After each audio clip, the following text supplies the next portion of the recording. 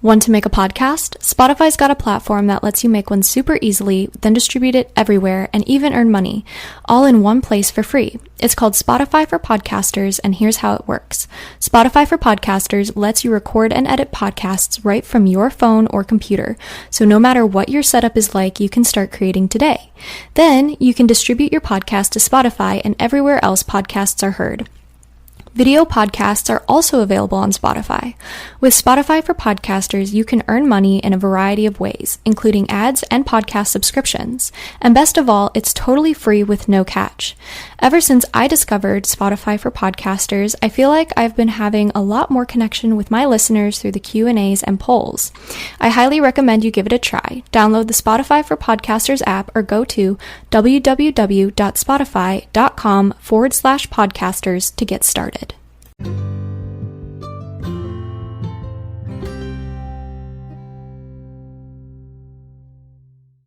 Hi everyone, I'm Amber Rose, the Religious Hippie, and welcome to A Catholic's Perspective.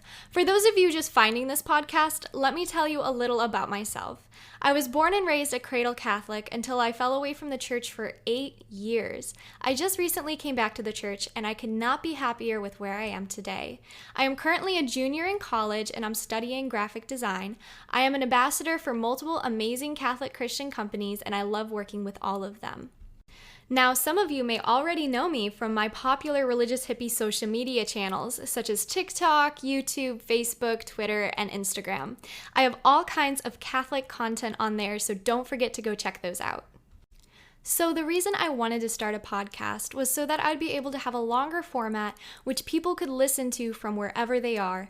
I particularly wanted to address issues that young Catholics face today in the secular world, and I want to do that by providing information along with commentary and even a little of my own opinion. I can't lie, from time to time I might be discussing very controversial issues, and some will find my opinions unappealing. But I do this out of my faith and service to God. We must keep communicating with each other, respecting each other, and put each other on the path to sainthood. I think you'll enjoy the podcasts coming up, and I thank you for being here with me.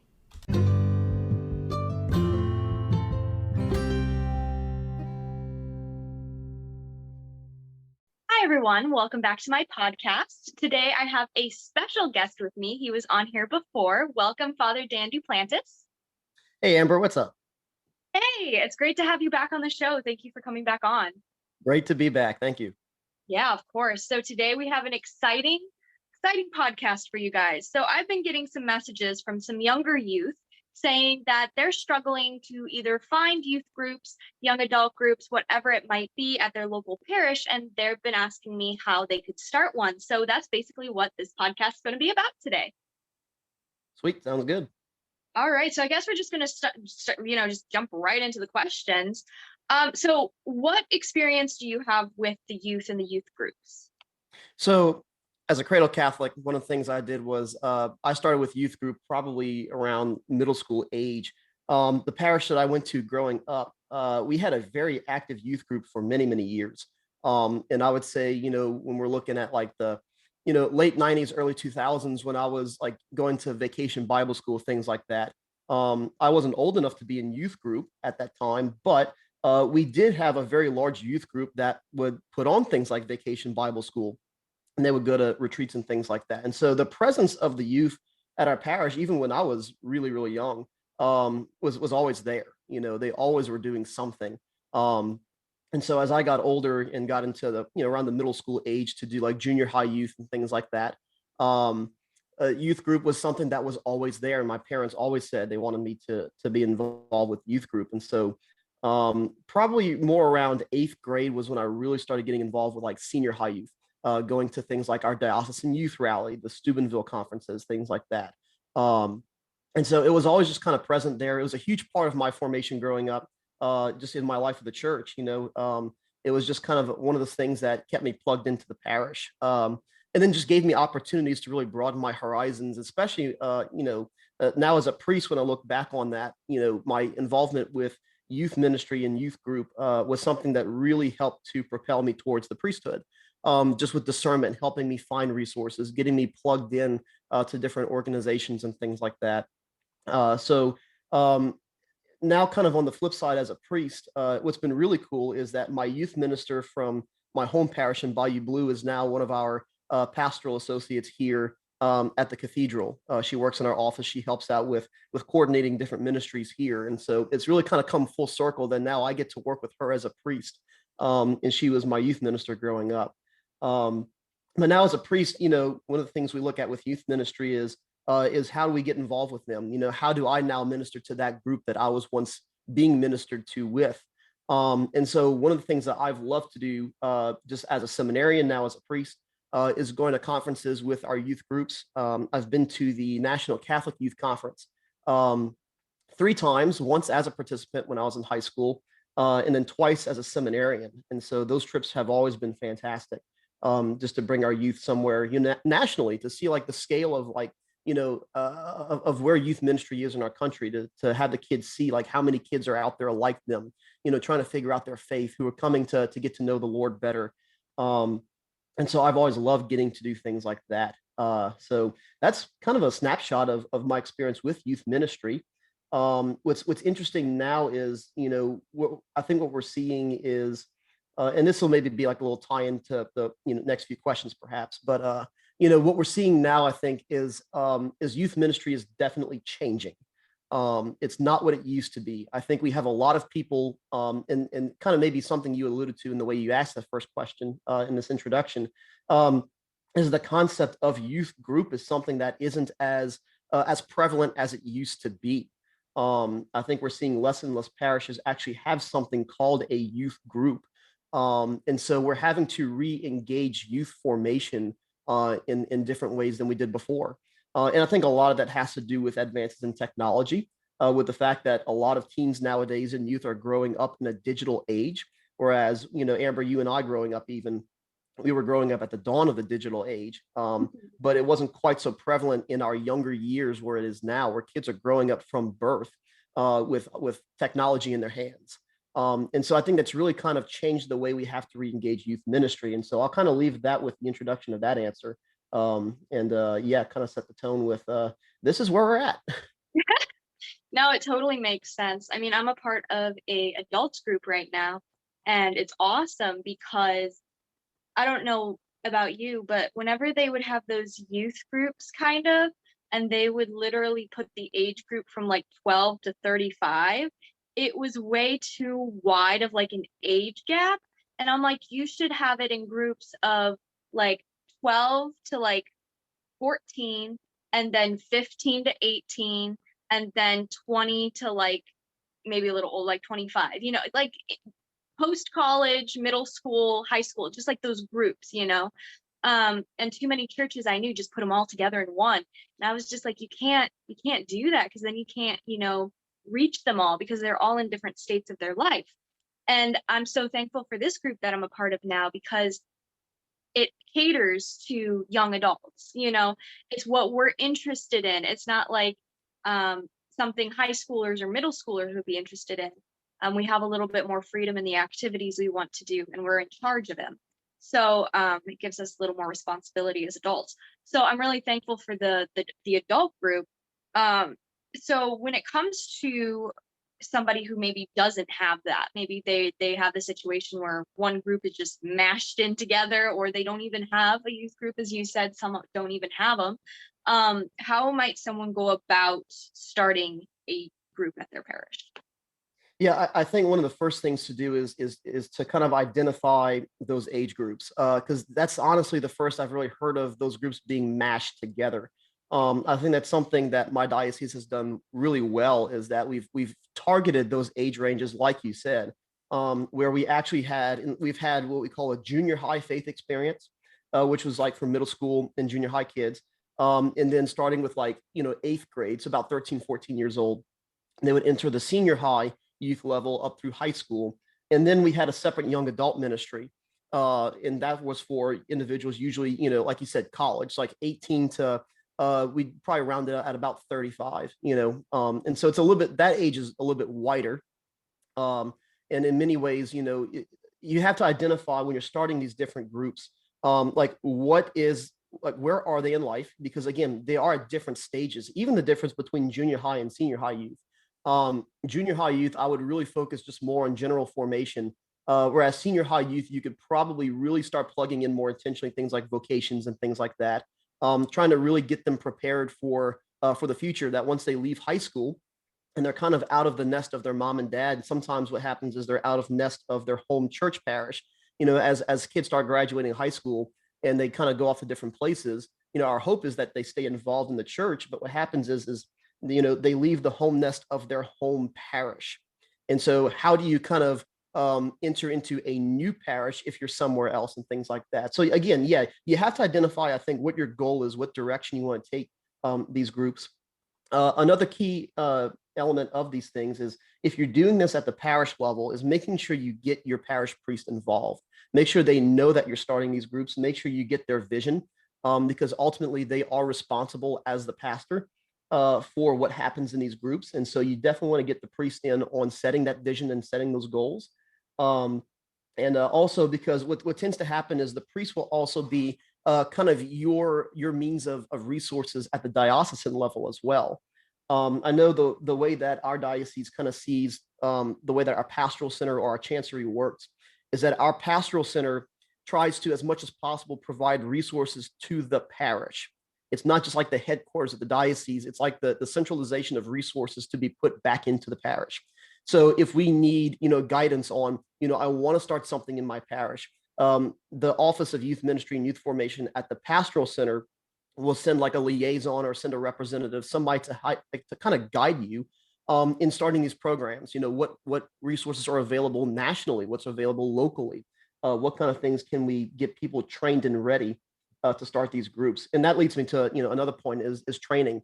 You tend to have a lot of people who like have the vision and have like the sense of, I know what I want to do with these groups, but maybe they're not quite prepared yet, and finding conferences or trainings for youth ministry, because there are people who are educated and formed to do just that, to form other youth ministers.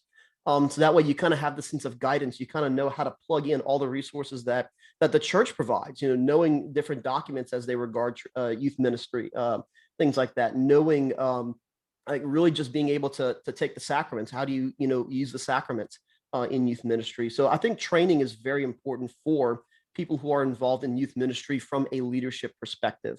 You're always going to have parents volunteering and helping with things like chaperoning and all those things. But for youth ministry, I think it's really important that we also form the formator. So that way, when they come to their primary role of forming these youth, they've received the formation they need themselves. And I think that's what really kind of sets the foundation for getting these groups going at the parish level. Okay, very neat. Yeah, I mean, it all makes sense, because if you think about it, it's not just like an outside of school hangout at your house. There needs to be a purpose behind it. There needs to be a vision. What do you think are like some good ideas to keep a youth group going? I know a lot of times we start a youth group, but then people slowly stop coming because of maybe school, or they just are like, whatever. How could somebody entice people to continue coming? Yeah, I think a lot of it depends on the content that's presented in these groups. Making sure that you're able to keep the programming engaging and informative. If we want this to be something that's not just superficial, not just like popular or things like that, but we want it to truly be transformational. And so if you make your programs to where your teens or even like your young adult programs, if you make it something that is really transformational, they'll keep coming back. So it's not so much thinking about, how do we, it's not so much about numbers, but the numbers will come from the fact that you are actually transforming people, bringing them to conversion and things like that. So that kind of has to be the central idea behind, programming, what activities you do. And so I think, from there, again, this really all starts with catechesis. I think the goal of any of these formation groups, whether it be junior high, senior high, young adult, has to have their basis in good catechesis and forming the individual, forming them as a Christian based on their state in life. I think if that's the underlying principle for what your programming is, I think that's what's going to drive a successful program. Very nice. Because I know sometimes like people are so hyped to go, and then it ends up just being like a free for all, so to speak. Like there's no real structure or I guess community, like everybody's in their little cliques or their best friends and nobody's branching out. And I'm so thankful for this group that I'm a part of, because everyone talks to everybody, and it's so refreshing to like know that the females aren't super cliquey, and if you haven't been raised with them, they're going to like butt you out of their group. And the guys are not just wife hunting, like they're actually looking for lifetime friends. And the biggest turn off in any single young adult group I have ever been in has been the fact that the men corner the women to see if they got a ring on their finger. And it's just so uncomfortable. And then when Yeah, they think that you do, like, or if you're yeah, taken or something, they lose interest in you, even as like a sister in Christ or a friend. And yeah. it's so frustrating, because at this group, I have met so many kind gentlemen who just simply want a friendship. And and if they are looking for something else, they're straightforward about it. And they will just ask you. They don't corner you or anything. They're like, hey, do you have somebody? And it's not awkward or weird, excuse me. So what would be some appropriate activities at a youth group? So this is a really wide-ranging question, because it kind of depends on, like, I think there has to be a good dynamic, and I want to kind of bring this up that you mentioned here. Is I think these activities need to have a balance between utilizing small group and large group, Mhm. because that's the thing too. People will, especially with youth groups, I find, or really any of these groups, I find especially youth groups, um, people will tend to come if they have friends there. Right. And so you might have some like little cliques in these groups. And again, you don't want the whole group to be cliquish, but in a sense, when it comes to, like, you can utilize that. If you have the sense where you have, like, you tell that this little group tends to stick together, this little group sticks together. What happens is you can use that to your advantage as well. And so I think some of the programs you have to do have to be small group based, because these people as individuals are going to be willing to go deeper with their friends as opposed to a larger group. And so Right. you have to be able to use both. I think that, the most successful retreats I've been to have utilized both, where there's been large group time and small group time. In fact, with a lot of retreats, in fact, we have one going on in my diocese this weekend for young adults. They utilize the concept of family groups. So while they have the large retreat group and they'll have time for large group sharing, they'll go to these little breakout sessions with their family group, where it's smaller, it's more intimate, and they're more likely to really kind of go deeper into things like that. And so I think you have to utilize those things. Um, as far as, other, like, kind of like just like activities, that kind of sets the principle. I think using those two things, good activities, book clubs, I think are great. Maybe more for like the young adult group as opposed to youth group.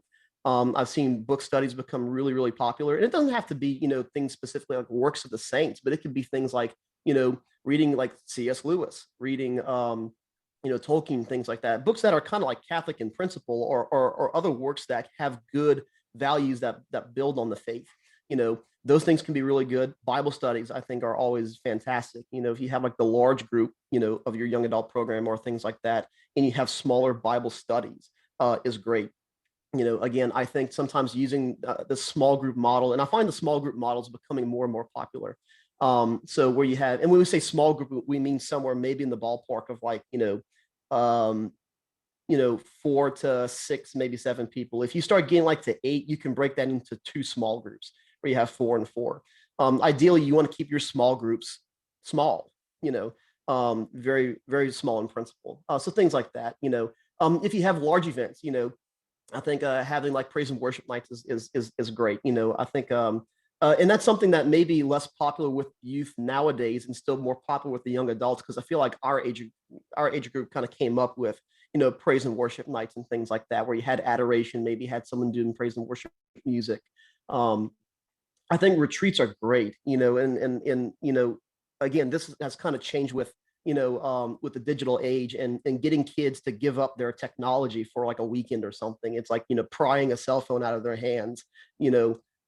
But I think there's a lot of wisdom to still doing that. If you can make a retreat engaging to where, yeah, they're not going to want to give up their technology at the beginning, but hopefully by the end of the retreat, they'll have realized the value of actually retreating. And that's why we call them retreats, is retreating from the world and having that space, that time with the Lord.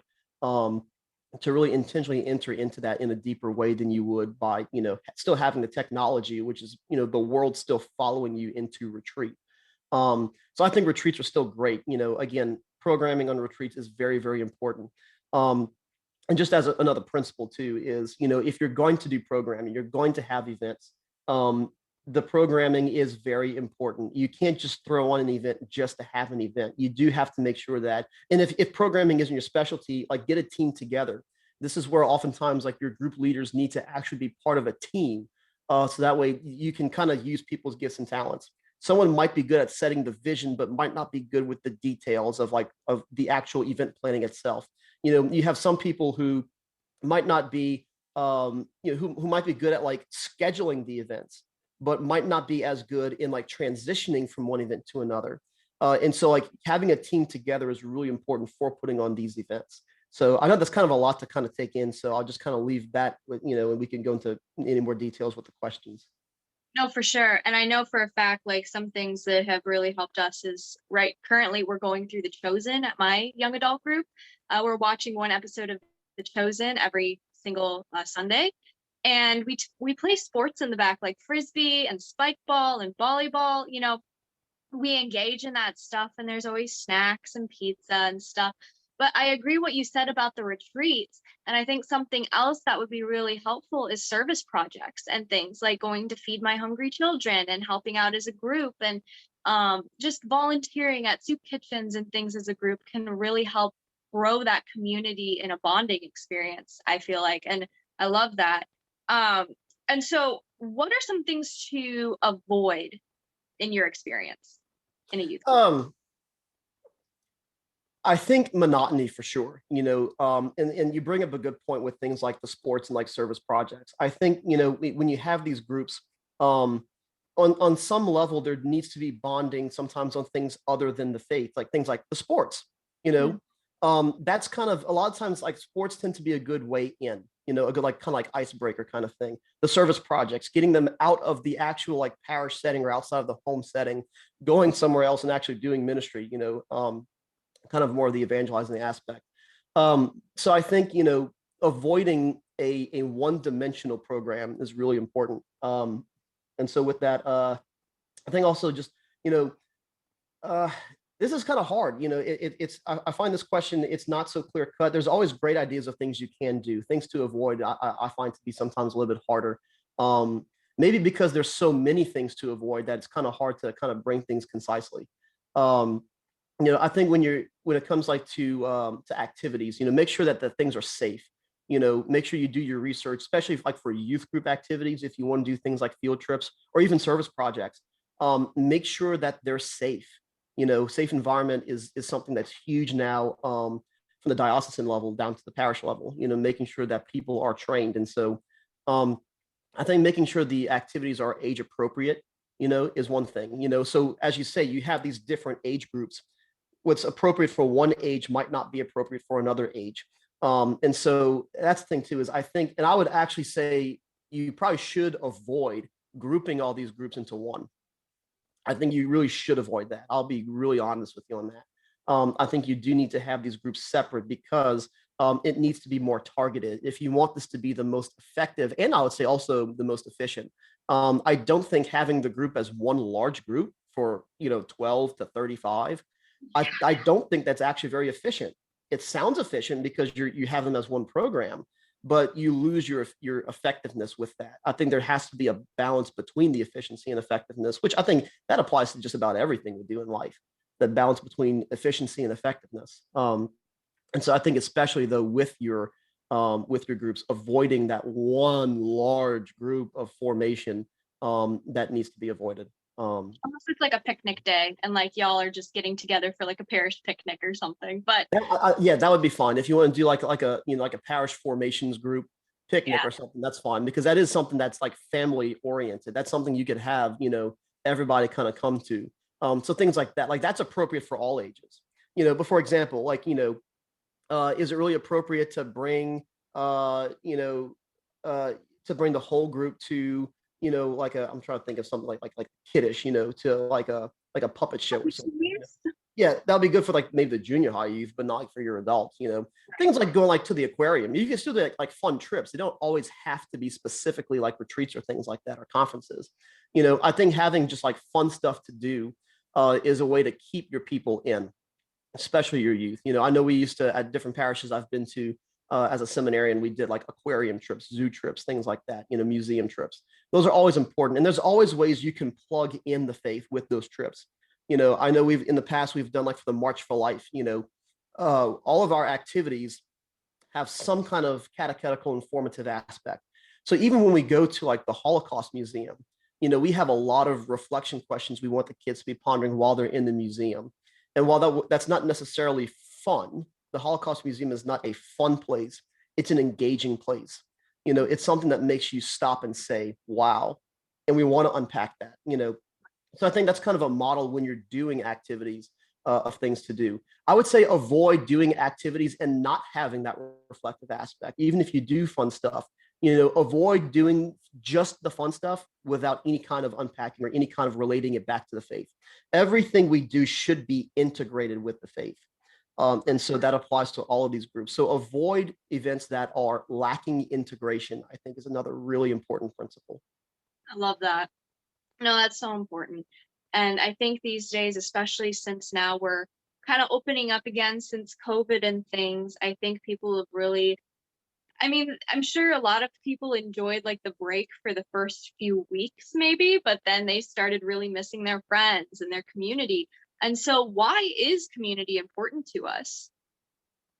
Community is important because that's one of the primary principles of how we were created. You go back to Genesis, and I just finished a slew of weddings this month, and many of the readings they picked were from Genesis, talking about it is not good for the man to be alone.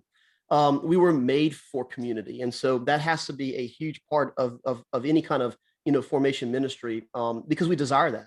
It is a natural desire to have community. And so, especially because we can't limit ourselves in faith to just me and Jesus. There has to be the sense in which we're also connected and active members of the body of Christ. So that's why community is important, and so again, utilizing that sense of large group, small group, being able to change, being able to share with a larger group to see how big the church and how expansive the church actually is, but also having that space to have that intimate kind of like support group. And I think with community too, community also keeps us accountable.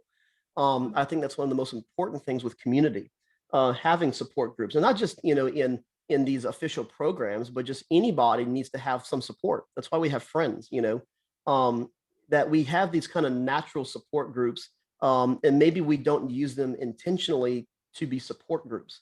Where I think there has to be some level of accountability with these programs. I think if you build accountability into these programs, you really kind of decrease the chances that someone's going to become a lost sheep and just completely wander away from the fold. Someone's like looking out for them. Someone is really intentionally asking them, how are you doing? What's going well for you? What's not going well for you? What can I help you with and pray for you for? I think that's why the community aspect is so important with these groups, because it really kind of keeps us plugged into the rest of the body, and really just kind of stops us from wandering off on our own and being our own person, using autonomy in a way that's not helpful and not healthy. So yeah, community's got to be important for all of these groups.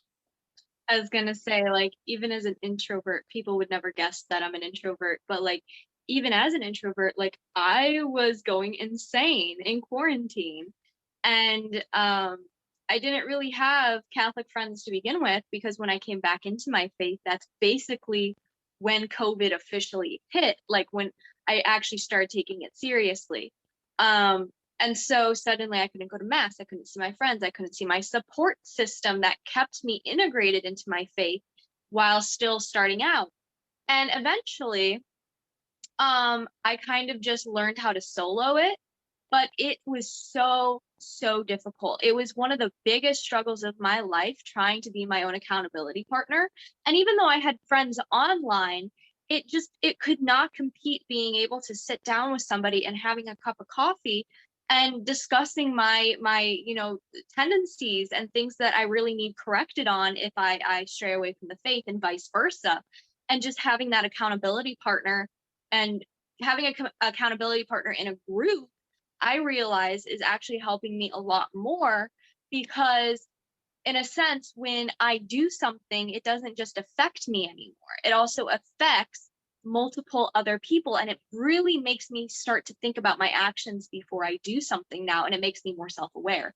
So I absolutely love that. I love that take on it. Do you have any other advice for anyone looking to be in a youth group or start one, young adult group? Yeah, because a lot of this is kind of going back and circling around now. You bring up a good point, especially like with introversion and extroversion, because I'm an extrovert, and I think people tend to think that extroverts always want to be around somebody or large groups, and introverts on an opposite extreme always want to be alone. And I think for both of us, we show that that's not the case.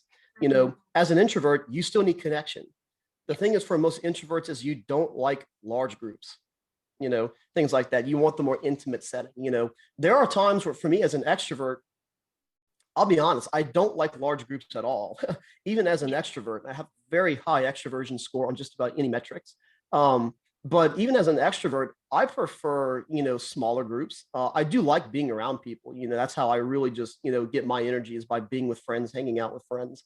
But there are some times where I really just want to be alone. And I'm the same way, because at my group too, it's like I will find, like, I'll go between a bunch of different people. I'll always introduce myself, but I always find myself coming back to the same person or the same three people that I feel the most comfortable with. And so I feel comfortable with everybody there, but there's some people that I'm just more drawn to and I feel safer around, that it's a sort of comfort for me. Yeah. And so kind of with that, with this, especially when it comes to like personalities, I do want to give some advice for people who are organizing youth ministry, whether it be events or organizing the group, is kind of, and this is maybe reiterating that sense of don't be one-dimensional. Don't have a cookie cutter program where you do the same types of activities that are catered to one type of person. Youth ministry is not a one size fits all. Because you look at the Gospels and how Jesus worked with people. Jesus met each person where they were. There are times where Jesus engages whole crowds and whole groups, but there's times where he has to engage them on a one-on-one basis. And so I think varying up the activities you do based on who's in your group is important. So if you have, extroverted kids, retreats and conferences like Steubenville, NCYC, things like that are great. But your retreats, like where you have like a silent retreat as opposed to like a fun retreat, your silent retreats, maybe your reflective retreats, are better for your introverts, things like that. Not everyone's going to like praise and worship music. So if someone's not big on praise and worship and like raising their hands and singing and praying, don't pressure them and don't force them into doing that. That's the thing. Like, when we went to things like Steubenville and NCYC, like I was never the kind of kid to just like put my hands up, close my eyes. And, some people like love doing that. And that's great. I'm not knocking that. For me personally, I wasn't comfortable with that kind of prayer. That's not how I like to pray. For me, I preferred, especially like liturgy. That's how I entered into prayer a lot, was like serving mass and things like that. I enjoyed retreats. And so I think you have to cater to those different types of groups. If you're going to bring kids to like a charismatic conference, you might also have kids who might prefer going to something like, an extraordinary form mass, things like that, finding that kind of balance between different schools of spirituality. If you're going to form these youth, you do need to make sure you yourself are formed in different schools of spirituality. So that way you can actually use these as resources. So your kids all have a place where they can feel like, okay, this is my spirituality and it makes sense in this context, where you're not trying to have a cookie cutter program to make the same type of youth by the time they leave your group. You do need to vary up different types of activities for your different types of people in the group. Just advice for somebody who's maybe looking for a group, don't be afraid of friction in the beginning. Don't be afraid of awkwardness and stuff. It's probably going to be there as you get in. Some people find a group and they mesh in instantly. If things start slowly like that, give it time. I think we all need that kind of community. I think that's all good. Even in the priesthood, we still get together. We have what we call the Young Priest Conclave, which is like all the guys ordained in the last 10 years from my diocese. We get together regularly for socials and just community time, and so, give it time, find a group. I think these are really important. But like, give it some time in case things don't go immediately as you planned. Don't give up after the first meeting or the first session or whatever.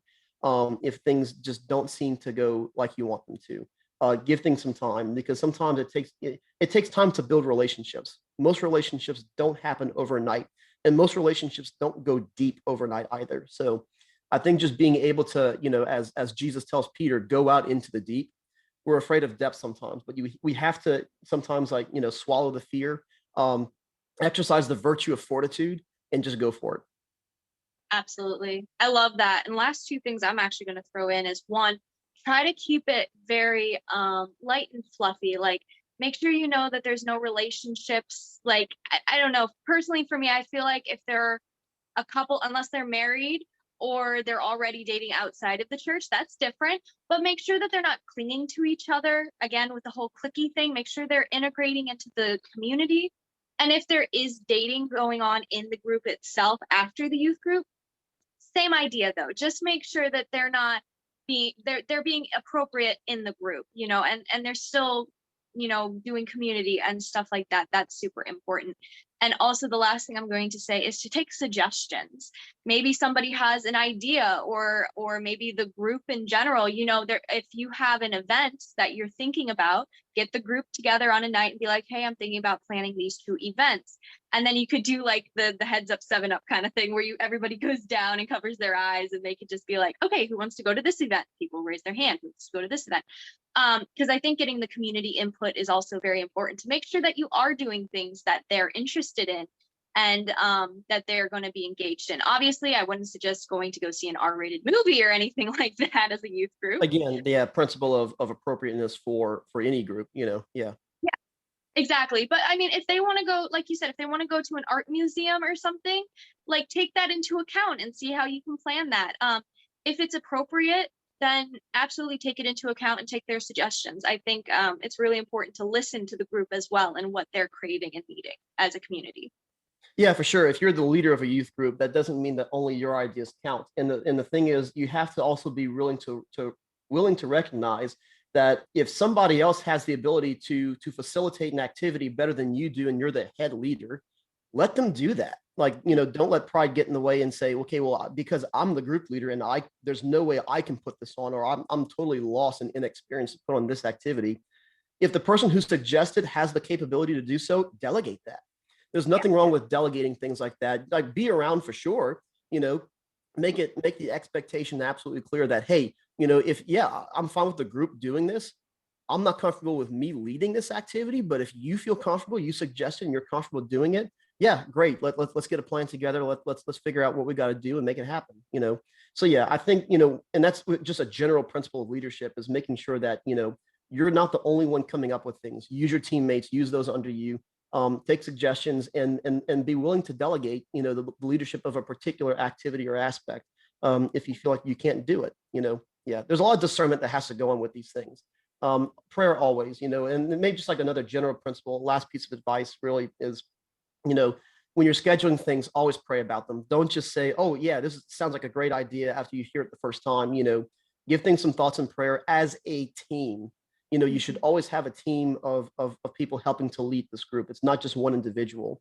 You might have one person as like the real, like, over organizer head, the one contact person. Have a team, pray together, make sure that you're correctly discerning, looking at every single aspect of things that you should be doing together. And don't be afraid also, if you feel like things are moving in the wrong direction, to right the ship. And so always be afraid to admit mistakes, admit that, okay, maybe this was good at one point, but it is no longer good now. And don't be afraid to make those changes. Absolutely. I love it. Well, thank you so much. And you have a new podcast coming out. So tell my listeners where they can find you on social media again. Yes. So the podcast is called The Karate Priest. And so it's a lot of general Catholic content, teaching things like that. Also some martial arts stuff I throw in there, and that's part of the podcast, So that is now available on Anchor, Spotify, Google Play, Apple Podcasts, things of that nature. We do have a YouTube channel, Instagram, Facebook, and the name for all of those things is The Karate Priest. And so you can also email any questions you have to me that might be used on my podcast, and the email address is thekaratepriest@gmail.com. I love it. Well, thank you so much, Father Dan, for coming on here and talking about this stuff. I think it was a really fruitful podcast. It has been a pleasure as always. I love it. All right. Well, thank you so much.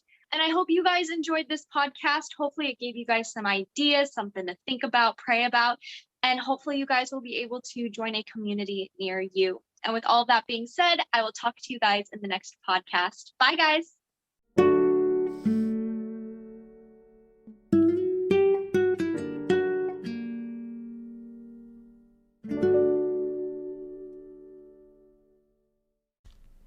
Do you have questions or comments about today's episode? Email me at thereligioushippie@gmail.com or leave a voice message at anchor.fm/thereligioushippie. I'd love to hear your thoughts. Thanks for listening. 'Tis the season to shine with H&M. Discover the holiday collection and find fashionable pieces for your wardrobe or for under the tree. Get inspired and dazzle with this year's glam. From tuxedo styles, bow detailed pieces, impressive prints, and more. From unforgettable looks to unforgettable gifts. With fashion finds to home decor, find it all at H&M. Treat your loved ones and yourself this season. Shop in-store or at hm.com.